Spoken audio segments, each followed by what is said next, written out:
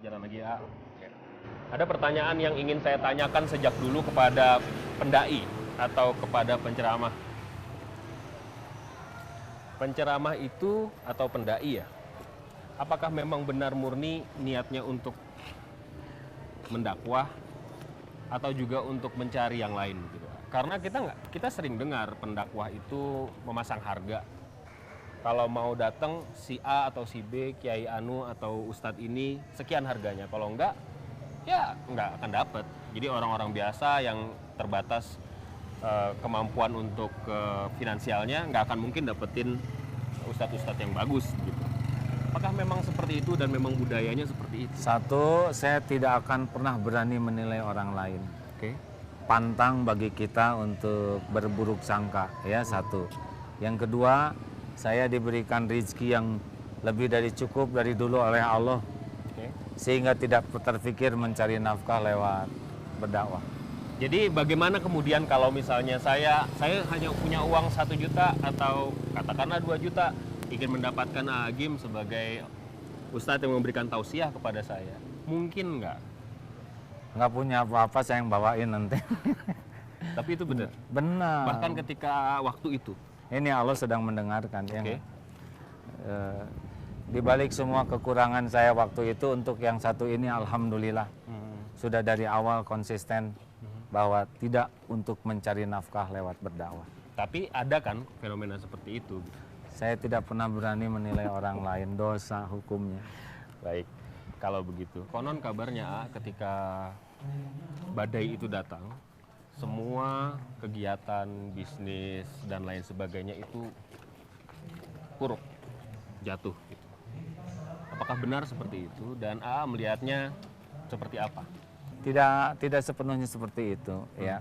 Yang paling berat itu adalah yang paling bersandar kepada AA, yang memang proyeknya proyek menjual program AA. Nah, karena memang dari awal sudah disadari ini perusahaan tidak akan sehat kalau dia hanya mendagangkan figur. Cuma waktu itu belum tahu jalannya. Karena Bagaimana? memang masih lagi Ya, asik di ya, atas. Gitu. semua larut ya. Nah, untung Allah menolong ngasih jalan seperti ini, sehingga sekarang betul-betul teman-temannya menjadi profesional. Wah, berkah luar biasa ya. Contoh MK Travel dulu berat sekali. Kalau ada AA baru berangkat. Sekarang target 1.200 jamaah, ternyata Allah menggerakkan 1.600 jamaah setahun. Ya, yang sudah tidak bergantung kepada figur. Pelatihan sekolah ini sekarang ada tadi ya. Dulu nggak ada, sekarang ada. Jadi banyak hal baru yang jauh lebih bagus sekarang, jauh lebih bagus ya. Ketika itu terjadi, sekarang kan mungkin sudah membaik. Ketika skala itu terjadi, apakah Agim sempat marah sama keadaan? Karena AA harus merumahkan ratusan orang ya, ratusan karyawan kalau saya tidak salah. Sempat nggak ada kemarahan gitu yang Tidak marah. Masa Karena tidak. Karena saya yakin betul bahwa ini merupakan dari awal juga penyelamatan dari Allah. mungkin tidak marah sama Allah, tapi marah sama siapapun lah. Enggak, Tidak sama sama sekali. media tidak ada. Karena ilmunya udah ada ya, bahwa kita pasti diuji. Hanya dulu baru teori. Sekarang datang, oh iya seperti ini nih. Oh iya, berarti saya harus tobat. Apalagi dibimbing oleh para ulama yang memang sudah sangat matang ilmunya, sehingga dijelaskan ini cara Allah menyelamatkan AA, keluarga, umat, ya seperti inilah jalannya. Itu fase ketika AA bertobat. Apakah ada fase tobat itu? Tobat karena apa? Ya tobat dengan semua kelalaian dari dulu tuh. Dari mulai balikan penuh dengan dosa kita ini. Terutama pada saat di TV ribuan orang datang, seperti tadi diceritakan, kalau kita nostalgia jangan tergiur oleh banyaknya jamaah, tapi dosa apa yang ada di hati saya ketika melihat jamaah banyak. Mereka dapat apa dengan kehadiran saya, ya enggak? Itu Perspektifnya sekarang berubah ketika berdakwah dibandingkan ya, ketika kalau dulu mungkin jauh lebih takut sekarang. lebih Kalau takut. iya, Takut karena takut Allah tidak suka kalau mulut, hati sikap nggak sama itu kan munafik namanya. Kalau waktu Kalau dulu belajar siap untuk ceramah yang bagus. Kalau sekarang belajar siap untuk ceramah yang disukai Allah. Kenapa harus terjadi badai ini? Sangat suka dipuji orang. Maka Allah robah orang jadi mencaci. Supaya putus harapan ini dari kesenangan dipuji.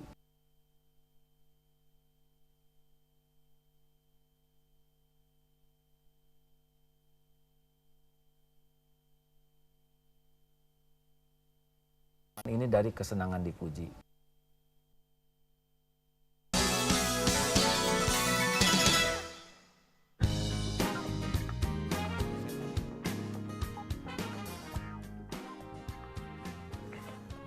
Ini cottage dibuat pada waktu zaman Krismon ya. Sebelah sebelum Krismon, sebelah sesudah Krismon. Alhamdulillah. Didesain oleh teman-teman santri, dibangun dan sampai santri sendiri yang iya, mendesain. iya, alhamdulillah. Dan ini untuk kepentingan apa? Iya, pelatihan-pelatihan di sini, terus ya yang weekend, liburan keluarga di sini. Santri juga kalau misalnya orang tuanya datang bisa menginap Iya, di sini, iya. gitu ya. Jadi Karena hampir semua di sini jadi homestay, jadi kalau ada keluarga yang datang sudah disiapkan.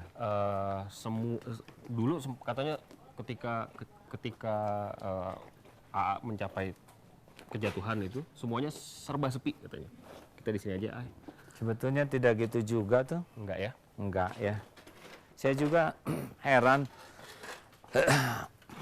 Sebetulnya tidak sedramatis itu yang terjadi. Banyak tamu tetap.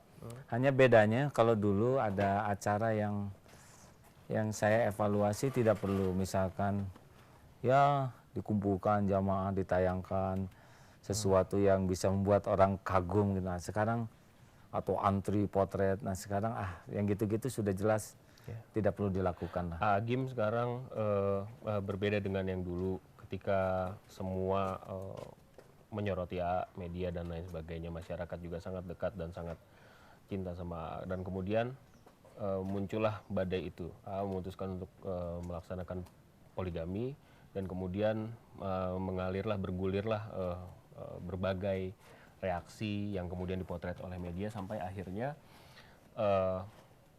ada isu hubungan rumah tangga AA pecah dan lain sebagainya gitu. Saya mencatat AA sempat marah sama wartawan yang Begini, intinya adalah kemarahannya itu adalah bukan sebuah sikap yang etis ya. Urusan keluarga, urusan dalam itu menjadi bahasan publik. Jadi harus mendapat pelajaran juga pihak media bagaimana memiliki kesantunan di dalam menggunakan media. Jangan sampai ada isu-isu keluarga atau apa hanya jadi komoditas mencari uang.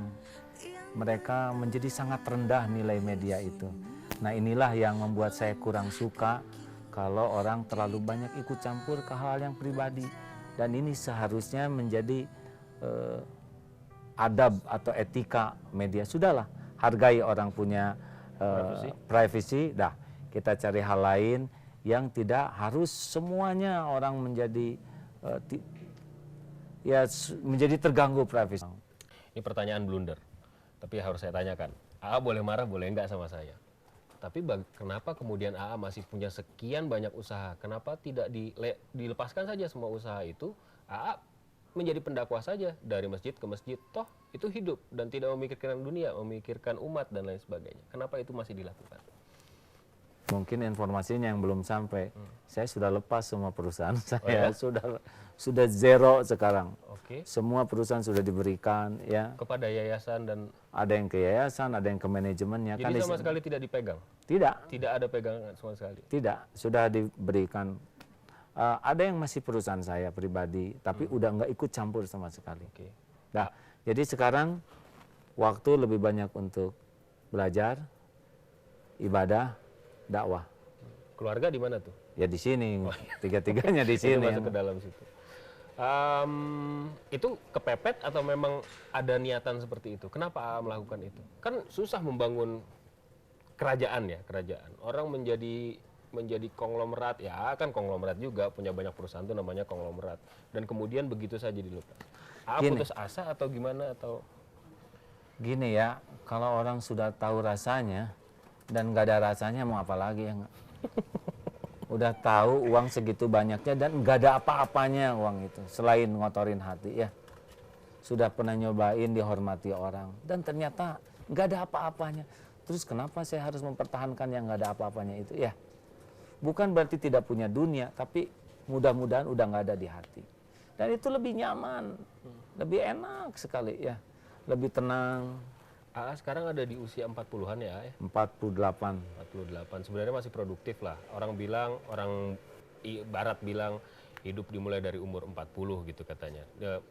Mungkin itu untuk mengatakan bahwa fase umur 40 itu fase kemapanan gitu. Di fase usia yang mapan ini justru melepaskan semua yang bangun dari umur 20-an barangkali gitu ya.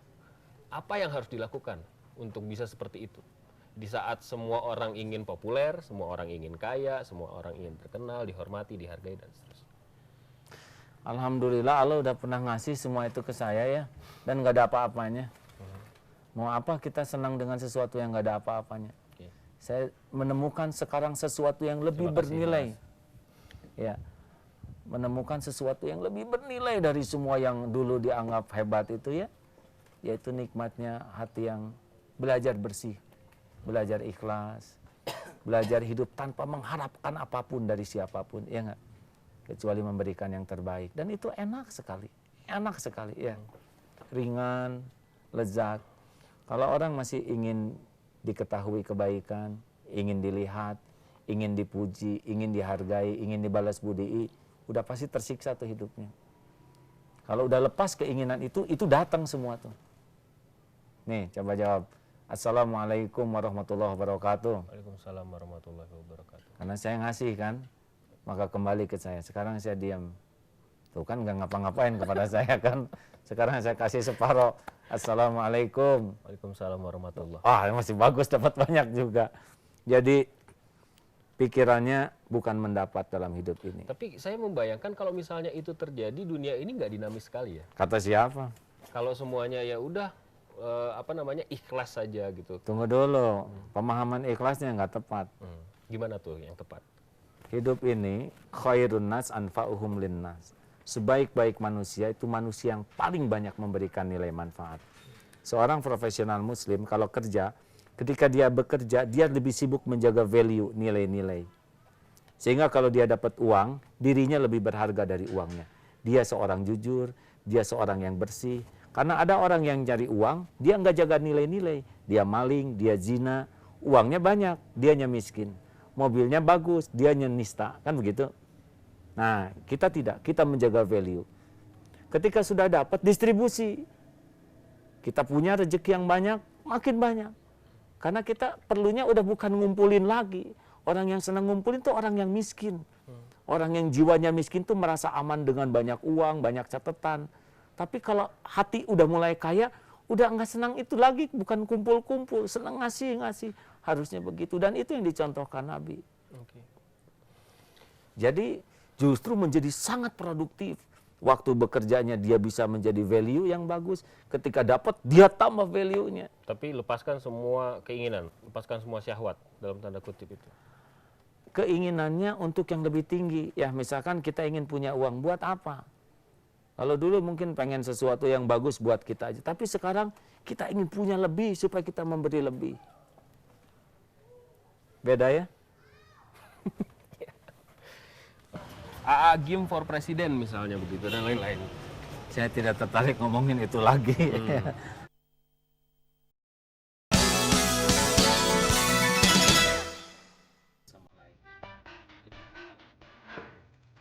Tangan kanan atau ya.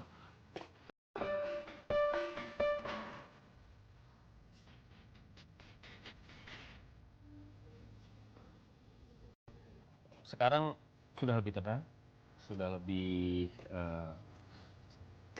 sukses lah dalam tanda kutip menurut ukuran AA. Masih Gini. punya keinginan? Jadi ketenangan itu akan terjadi kalau jelas. Jelas apanya? Jelas semuanya ya. Kalau kita bergerak tanpa kejelasan pasti bingung. Kita ragu, nggak pernah mantap, ya kan? Dan tidak nyaman. Tapi kalau jelas, kita nyaman dan mantap. Nah, jelas siapa diri kita. Itu kalau udah ngerti lebih mantap tuh. Jelas mau kemana hidup ini. Jelas siapa Allah tuh. Jelas apa yang harus kita lakukan dalam hidup ini. Nah, kalau jelas kita jadi nyaman, jadi mantap. Ini yang mahal. Tidak banyak orang yang jelas dalam hidupnya. Dia cari uang, tapi dia sendiri tidak mengerti terus mau apa uang ini. Dia mati-matian rebutan jabatan kedudukan, tapi dia juga bingung kenapa saya nggak bahagia, kenapa saya sengsara dengan jabatan ini.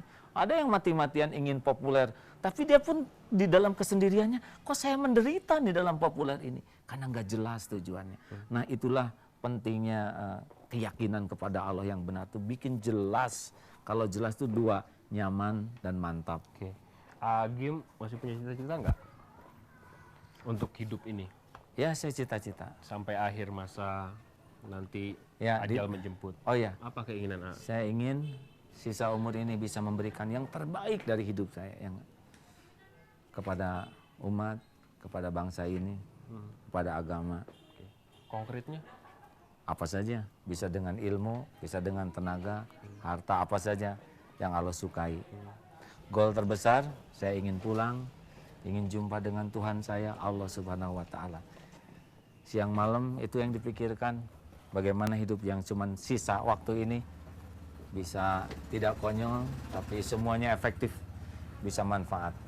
Menurut Nabi, khairun nas anfa'uhum linnas. Sebaik-baik manusia adalah manusia yang paling banyak manfaatnya. Apakah ada hal yang bisa dikonkretkan dalam sisa usia ini A mau akan apa?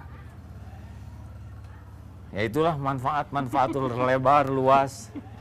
Karena terus terang saja saya membrowse nama AA Gim dan masih ada tulisan-tulisan yang mengharapkan AA untuk melakukan lebih misalnya.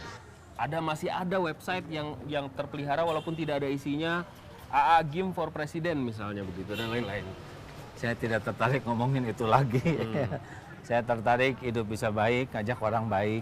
Politik tidak menjadi dunia AA Gim. Tidak. Saya tidak tertarik untuk membahas itu, memikirkan itu. Saya tertarik ingin bisa punya hati yang bersih, bisa manfaat, bisa ngajak orang lain berhati bersih, bisa mengajak orang lain hidup bermanfaat. Terima kasih atas waktunya, terima kasih atas ilmunya karena saya menimba ilmu hari ini langsung dari orang yang selama ini saya lihat di televisi. Terima kasih. Alhamdulillah. Ya, terima kasih. Ya, nuhun. Assalamualaikum ya. Sampai di sini tokoh, kita akan jumpa Kemana? minggu depan dengan narasumber lainnya. Saya Alvito Dinova, sampai jumpa.